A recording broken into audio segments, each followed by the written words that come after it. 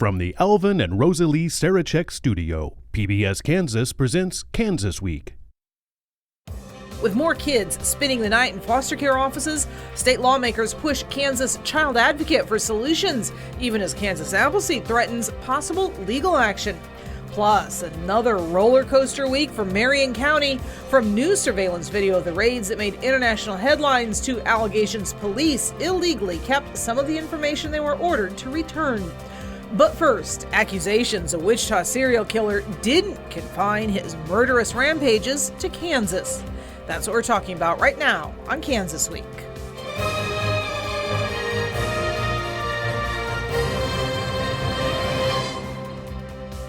I'm Pilar Pedraza, and this is Kansas Week. When police announced they'd arrested the man who called himself BTK, most Wichitans, most Kansans thought the nightmare was behind them. This week, new investigations looking into possible connections between the serial killer and murders and missing person cases in Oklahoma and Missouri have shown up. KAKE's Jocelyn Schifferdecker explains. This is the laundromat where that teenager disappeared more than 45 years ago. The sheriff here now has a prime suspect, BTK.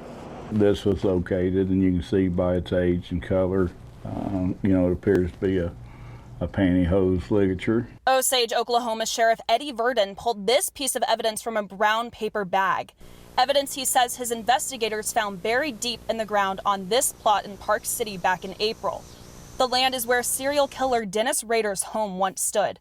Tuesday, the investigators were back in Park City looking for evidence that might link Rader to a cold case Verdon's had since 1976. He says this time deputies found more items buried deep in the ground. It was very, very clear someone had created this hole and had refilled it with a different material. Took some precaution to try to maybe protect some of those items.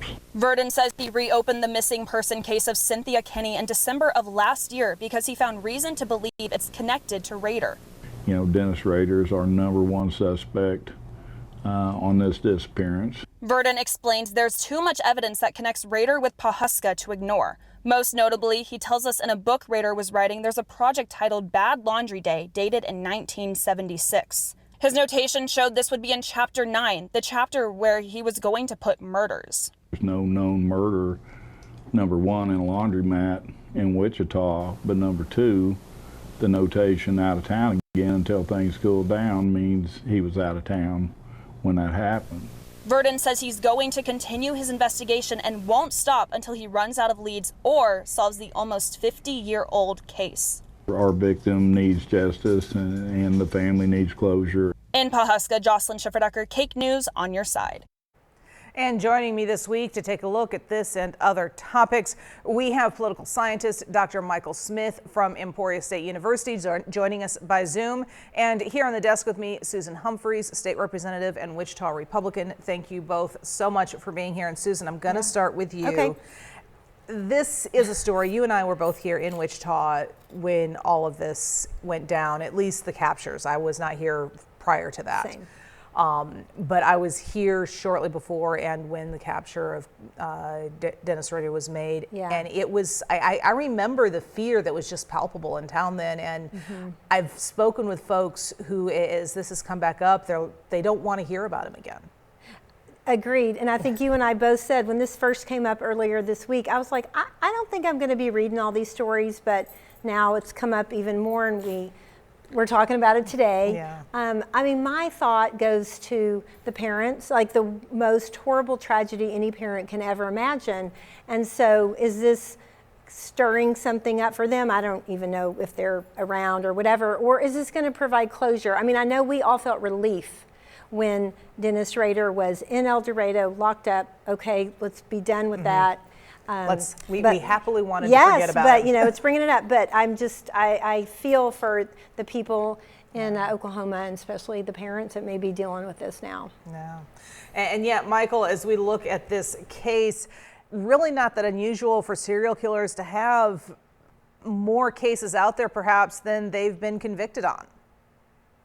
Well, that's my understanding too. I don't have any special expertise in this topic, although I am privileged to work with criminology professors. And I know that the the task of forensics is one that it's gruesome and it's heartbreaking, but it's also something that absolutely fascinates people. And so many of our court systems and prosecutors and defense attorneys, to be fair, are overwhelmed. They don't always have time to really pursue a case with the forensic evidence. They often go about mainly just leaning on witnesses or suspects to confess or to say what they saw, and that's about it. So when we do get into these forensic cases, it's grisly, but it also fascinates a lot of people. Certainly this case has a nation fascinated at this point. And you're talking about that forensic evidence. I've talked to so many people who have been wondering why searches weren't made of the grounds of the Rader home, 20 years ago. Well, and again, I have no particular expertise in that area, but one thing I am familiar with is just the court systems more generally. And policing is controversial, and there are some important reasons why. But there's not much doubt that especially in urban areas, the court systems, the police, the prosecutors, and the public defenders, too, on the other side, are just absolutely overwhelmed. So with no particular expertise in this particular topic, I would say that we do need to keep in mind that even in a community like Sedgwick County, not as large as some, the system is so backlogged and overwhelmed. It takes often several years just to get a trial, even when there is clear evidence. So this is a guess on my part, but I bet that has something to do with it. Wouldn't surprise me either there, Michael. I know I was in the media at the time covering the case, and we had a defendant at that point who apparently was happy to talk about everything that had happened, at least here in Kansas. Unfortunately, from what we've heard, maybe not elsewhere. We'll have to wait and see what happens with that. But Michael did bring up one point about policing and being rather controversial. We have a case in Marion County where that is certainly the issue, a fight there between the newspaper and the local police that continued this week. It's been making international headlines. It ended the week with accusations the police held on to information they didn't have a legal right to. Cake's Abby Ray explains.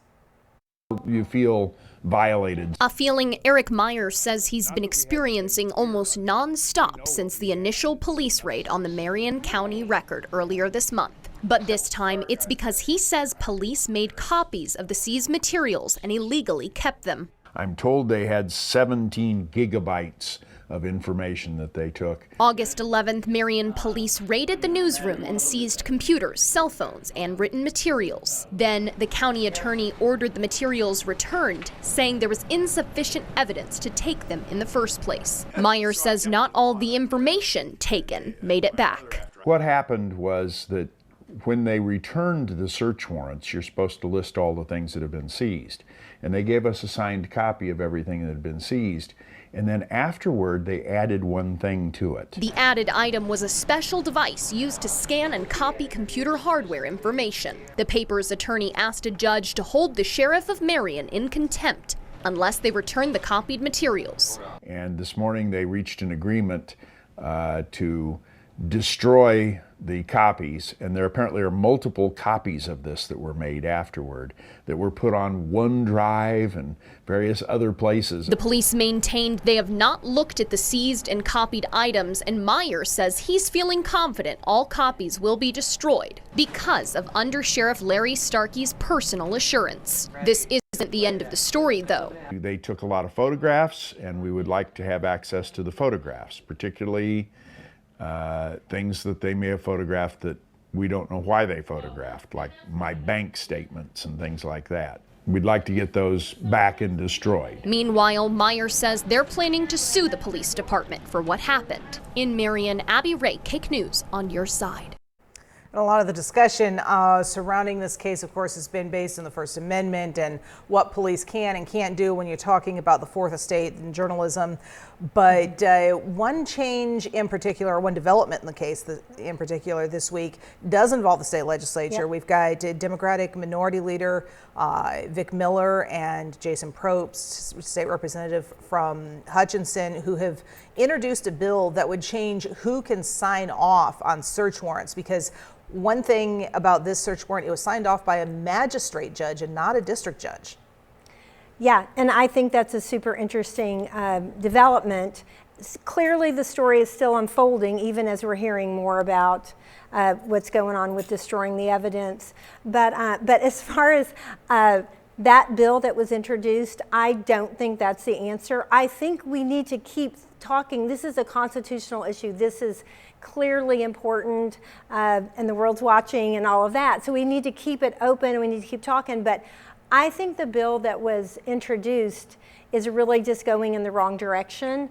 Magistrate judges, I don't think we can just say, oh, we just don't trust them. I mean, there's a new magistrate judge in Sedgwick County who I hear is doing a fabulous job.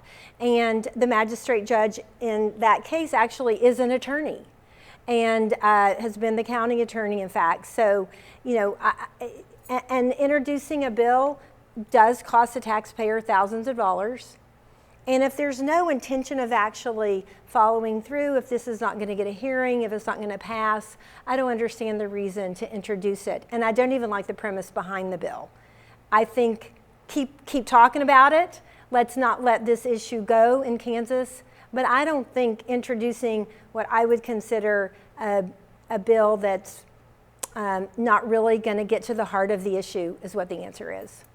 Well, you bring up keep talking about it, and when I talked with Vic Miller, he made it clear that that was really his point with this bill, is to make sure that when the legislative session starts, it doesn't get forgotten, because we all know, we were talking before the show started about how many issues there are that come down at the State House every year. Yeah, so taxpayers are going to have to foot the bill for something that we don't think is really ever going to happen. I mean, let's just commit to keep talking about it. I don't think introducing a bill that's not going to go anywhere is the answer.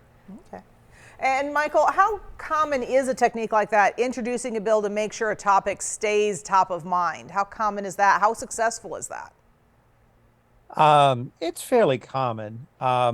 We all know, in fact, we were talking about it before we started filming today, Pilar, that there are many, many, many, many times as many bills filed in the state legislature every year as actually passed. And that's true in Congress too, and in other states. It's just part of the process. And oftentimes what will happen is that a bill will be filed that probably has little chance of passing. However, it could slip into another bill as an amendment. And of course, Kansas has that very controversial process called gut and go, where you can delete the content of another bill and then replace it with something else. Most states don't have that, and Congress doesn't have that either. But even in more conventional lawmaking, you can stick a bill that is floundering onto another bill as an amendment sometimes if it's ruled germane. And then there's also the issue of just sort of building the groundwork. Sometimes it takes years for a piece of legislation to pass, and they just keep coming back and keep coming back and keep coming back. Senator David Haley used to have an amendment he would propose every year that people called Haley's Comet. So it is part of the legislative process. I'm not clear that changing what judge can issue the warrant gets to the heart of it, though. And in particular, what really surprised me, well, so many things are shocking about this case, but just to name one, typically a search warrant is interpreted more narrowly. That's not the same thing as forfeiture. Forfeiture is different. That's when they take stuff. And yeah, technically they can take things to search them, like computers, because the argument's going to be, well, if we don't, they'll just delete the stuff from the computer before we can get our hands on it. But to interpret a search warrant so broadly, no matter which judge issued it, is just one of the many, many puzzling things about this case. Very unique situation here, definitely. And another issue kind of looking at this is we're looking at a probable lawsuit coming out of this. The paper has been saying since the beginning that they're probably going to file a lawsuit against the police department over it. And this week we also then had that video released of the mother of the publisher, the former co-owner of the paper, when her home was raided by police as well. Perhaps part of that trying it in the public's mind before the legal process gets started? Well, it's been just horrific publicity for the local sheriff down there. I can't even imagine what they were thinking. The premise of the case that has to do with a local business owner that has a DUI and the search they did to obtain that information, and then the paper didn't publish it, seems so removed from the actions, which really look an awful lot to me like something that you would expect to read about happening in another part of the world, Turkey or someplace like that, where democratic norms aren't as well established as we hope they are here. And so I agree with you, Pilar. I think it has been tried in the public eye, and I think the law enforcement and the judge issuing the warrant have been found very much wanting. This is just not the proper way to handle a controversy surrounding a newspaper. And Susan, you had some thoughts on that as well? I just would say, you mentioned the probable lawsuit. That's the way to go forward and keep talking about it. Let the courts deal with it. I just don't know that the legislature inserting ourselves into this is the wisest way to do it and the most effective. And I really don't understand the motive behind doing it. Let's let it go through the system that it should go through. All right. Well, and we're going to let that happen. Now on to the state's beleaguered foster care system, part of the legislator's responsibility. A mandatory annual evaluation of the system released this month shows the state has yet to end practices like placing children in a home for just one night or housing them in offices. Now advocates are putting pressure on lawmakers who are shifting that to the state's child advocate. What recommendations do you have so that this doesn't go back to the courts? Because I see that as happening. That's what Senator Molly Baumgartner wanted to know this week after learning the second legally mandated foster care system report analyzing all data available for last year shows the state has failed to meet several key targets as part of its settlement of a class action federal lawsuit where the state had agreed to work toward system improvements. Baumgartner grilled the state's child advocate about what's being done to turn things around. If there was a quick, easy answer, I think we would have it. I think it's very complicated. In 2021, children on average moved 5.84 times per every 1,000 days in care. In 2022, the average was 6 moves per 1,000 days in care. 85 foster children spent 257 nights in offices in 2022, up from 2021 numbers, which found that 53 foster children slept in offices 167 times. They're being forced to just take it. They've been taken away, and they have to just take being moved around or just take spending the night in an office. The legal officer for Kansas Appleseed, which led the class action suit, said further litigation is a possibility if change doesn't happen. Quite frankly, I'm not afraid of going to court, but what concerns me most is the reason for perhaps going to court is because we made an agreement and the contractors have known up front what that agreement was, and we haven't abided by the agreement. And that means we have not done what many have said is best for children.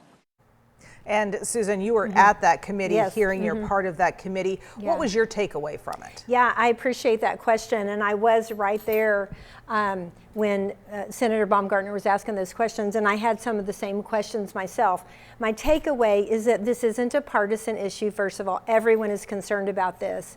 And I also want to make sure I say that we have seen some progress in our child welfare system. There's fewer children in foster care this year than there was last year. And so we're making some progress. We're really focusing on giving families some family preservation programs and care before a child is taken out of the home. We're making progress.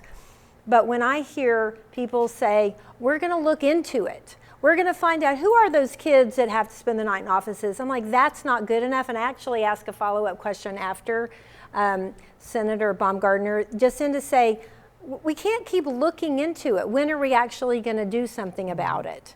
And I think permanency for children is what we have to keep. We have to keep our eye on that ball. That's what's important. Getting kids back home or getting kids adopted. Kansas, our kiddos are languishing in foster care longer than other states. Why is that? Let's find out what that reason is and do something about that. It's a complicated issue. The courts, guardian ad litems, CASAs, the legislature, DCF. It's a complicated issue, but we cannot give up on it. We have to keep pushing for answers. Yeah, and talking about pushing for answers, I know a lot of folks have talked about the issue with privatization of many of the foster care providers. They're basically subcontractors to the state. And Michael, I know you've heard some of this as well, concerns that because they're subcontractors, there's just not as much oversight. Well, I have. I teach a nonprofit management class, and on the very first day, the topic I cover is, why is a political scientist teaching nonprofit management? And the answer is because so much public policy is now carried out through government contracts with nonprofits. And foster care in Kansas is an excellent example. It is an extremely privatized system, and it requires administrators. You have to have a certain number of government employees. I know everybody likes to bash bureaucrats. It's just like bashing lawyers or something. It's just people do it for fun. But the reality is they have hard jobs, and you have to have a certain number of government employees to coordinate all this. Even if you're going to privatize everything, who's overseeing these contracts? Who's enforcing these contracts? It's a management challenge, and it's very different from traditional public administration because these are not government employees who are doing this. The other issue I would throw in there is that, many of these kiddos have experienced trauma. God bless them. I mean, they're struggling, and trauma rewires the brain. I can't say enough about trauma-informed care and the benefits of that. But quite frankly, some of these kids are hard to place. And we need to be ready for those challenges, that not every home is going to be the right home. And are the standards of care up to date in terms of what we know now about trauma? Some very interesting thoughts there, for sure. Moving on, Lawrence this week became the first city in Kansas to adopt an ordinance protecting Kansans from race-based hair discrimination. This after the state legislature has passed on taking similar statewide action 3 years running now.